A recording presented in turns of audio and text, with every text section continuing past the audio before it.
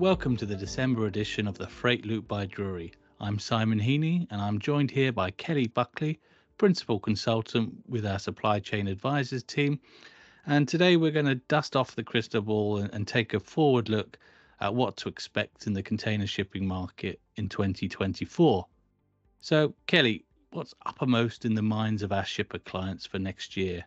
What are their hopes and fears? Well, whilst freight spend's always high on the agenda, as supply is anticipated to grow faster than demand in 2024, I think service reliability is definitely a key concern for our shippers right now. We've already seen a significant amount of disruption in 2023, with carriers implementing a growing number of cancelled sailings, largely to address the capacity imbalance. Following recent press announcements of further cost-cutting measures that we've seen, due to negative margins, shippers are really concerned about potentially deteriorating customer service levels at the carriers, with lengthening lead times and a further reduction in schedule adherence, right at a time when many shippers are also under significant cost pressures and trying to reduce their inventory levels. I think the risk of disruption due to climate and political events are also preying on shippers' minds. Yeah, I think those concerns are well founded. So, as a baseline, Drury is expecting demand to basically move sideways next year. We're forecasting only minor growth for global port through of around 2%. The fleet's going to grow about 3 times faster than that. You've got the bill due on the huge new building spending spree from the pandemic, and that's going to be now the third year running when fleet growth has exceeded demand. So that's going to compound the market overcapacity that we think will hit record lows next year. So this is all going to put very heavy downward pressure on freight rates, and then in turn, obviously, carrier profits. So that does carry, an increased operational risk for shippers as carriers try to manage this decline. So I'm pretty sure we are going to see lines pull hard on all of the capacity levers that are available to them, and that comes in the form of greater demolitions, more idling, pushing back new build deliveries, slower steaming, definitely, and blank sailings. So good carriers will give shippers plenty of notice, but disruption should definitely be expected.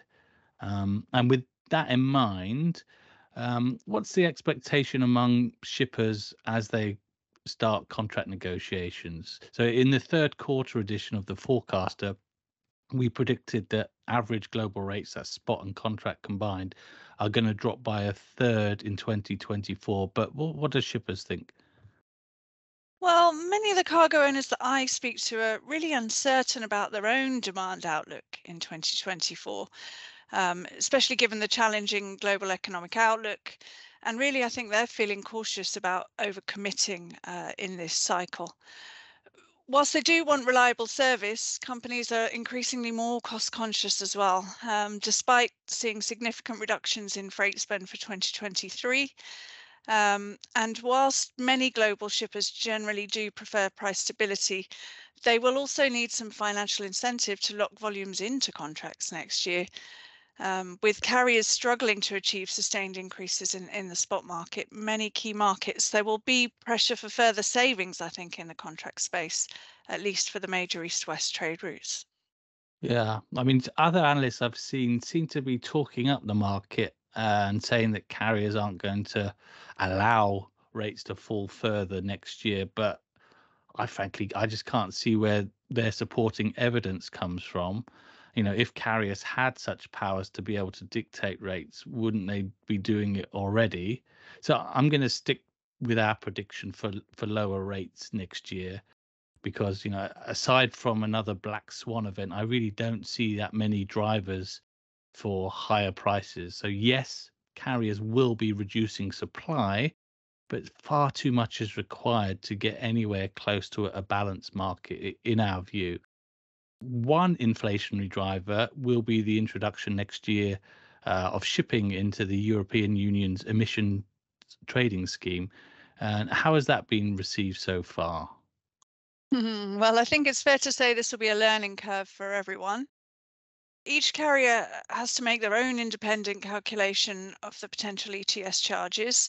And inevitably, that means that we've seen significant differences between the indicative surcharge amounts announced by each carrier to date. If you add to this that the ETS in itself is a traded commodity, that leads to significant variability potential.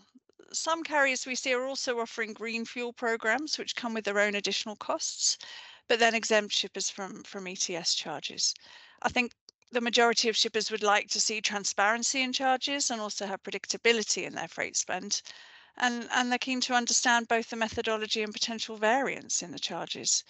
So I think whilst the first question should be easier to answer, the charges as yet are all indicative, and it's important that everybody maintains good visibility till the costs until we see a more established pattern.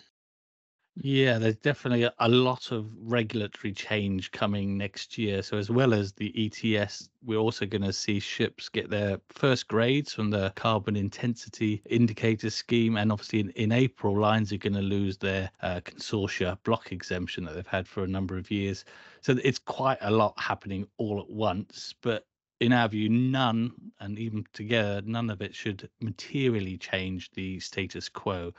Um, so from my perspective as a market watcher, some of the things I'll be interested in following are whether or not the market downturn is going to provoke any shift in the integrator strategies of lines such as Maersk and CMA-CG that have gone all in. I suspect that they won't reverse course, but you might start to see perhaps some curtailment in investment. And I think another interesting theme to follow will be the geopolitical schism that you mentioned at the top, whether that actually has any impact on container flows. For all the talk of near and friend shoring, I think the idea that you can suddenly unpick very complex global value chains seems a little bit far-fetched to me. I do agree, though, that the current political situation is making the world much more unpredictable. So that makes my job harder in terms of forecasting. And it certainly increases the likelihood for disruptive events that could change the course of the market, even if only briefly. And we'll be expanding on some of those thoughts in the next edition of the quarterly container forecaster, which will be just out in time for Christmas. So a perfect stocking filler. Thank you to everyone for listening. Thank you for your time, and please join us next month for the next edition of the Freight Loop.